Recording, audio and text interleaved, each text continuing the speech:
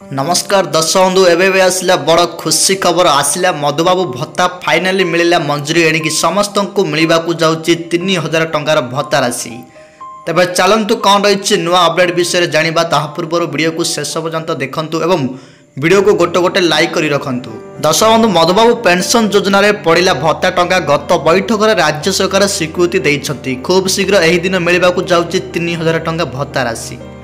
तबे friends Madhubabu pension योजना नहीं सरकार गुरुत्वपूर्ण खबर देइछंती।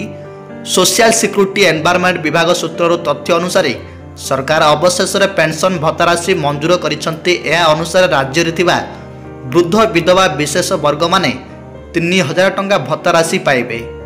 पूर्वर पेंशन भोगी माने बहुत अपेक्षा करथिले किंतु एबे ताहा अंत घटिछि। राज्य रे थिबा असहाय वृद्ध विधवा महिलांकर अवस्था को आखि आगर रखी सरकार खूब शीघ्र यही दिन भत्ता राशि 3000 टंका मिलिबो बोली गत बैठक में निष्पत्ति नहीं। तेबे आमे तारीख कथा कहबाकू गले एही 15 रु मिलिबाकू जाउची आपणकर एही भत्ता राशि 3000 टंका। तेबे दर्शक बंधु वीडियोटी भल लागिते लाइक एवं शेयर सहित सब्सक्राइब करी रखंतु।